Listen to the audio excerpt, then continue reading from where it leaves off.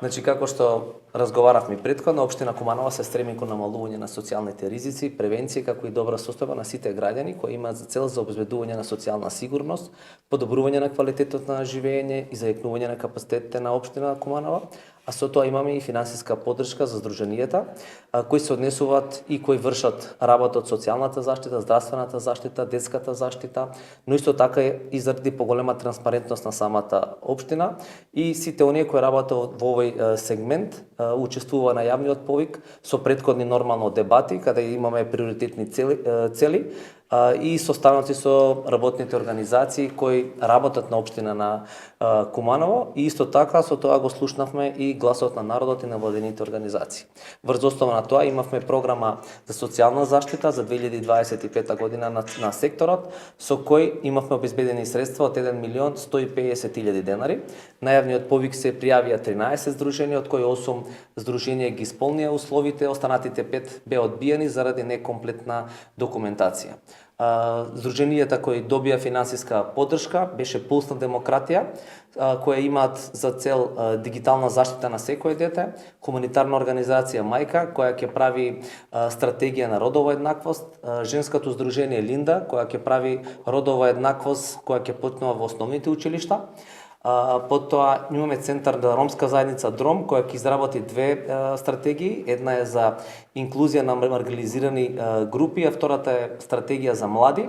Потоа имаме Сдружение на лица со посебни потреби Прогрес, кој ќе направи поддршка на лица со попреченост кои имаат потреба.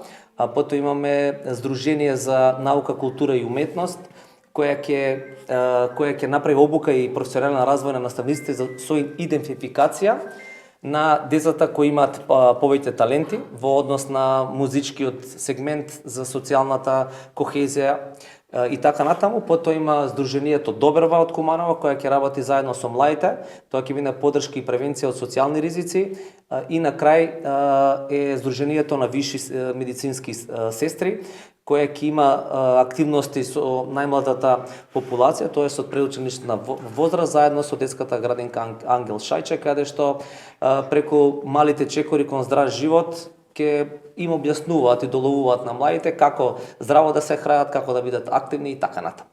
Во однос на користењето на народна кујна, прашање во темата, каков е интересот сега, имате ли повеќе или помалку корисници? Така, значи народната кујна работи 24/7 ќе кажам, зашто? Затоа што активностите остануваат секојдневни, немаше воопшто престанок, доколку имавме неколку корисници кои се откажа или има некои други обрски, тоа се запослени, излегува од категоризацијата на социјални случаи и истите тие се заменети со наредните кои беа на резервната листа. Во овој момент, како и претходните, моментално обслужуваме 100 семејства. Колку имате на резервна листа? На резервната листа во моментот не сум сигурен, но беа околу 20 семејства. Тоа се екстремно ранливи категории граѓани, сите ли се од општина Куманова или гравитираат од соседните општини? Значи, нашиот повик, како и цела наша програма, е само за граѓаните на општина Куманово. Точно така дека имавме и неколку апликации од општина Липково и од општина Старо Накоричане, кои за жал не можат да влезат во нашава програма, затоа што програмата е само за граѓани од општина Куманово. Но и на тие луѓе им излегуваме во престрет заедно со Црвениот крст и со неколку организации кои работат на оваа тематика со носење некогаш хуманитарна помош во домашни услови. Така гледаме секогаш да излеземе во престрет на сите наши граѓани, бидејќи оваа категорија на луѓе е најранлива, верувајте, и се надеваме дека следната година веќе разговаравме со градоначалникот, планираме да ги зголемиме квотите, бројките се зависно од колку финансиски средства и колку голем буџет ќе има. Колку сега одвојува општина Куманова 2025 за народна кујна? 6,5 милиони денари.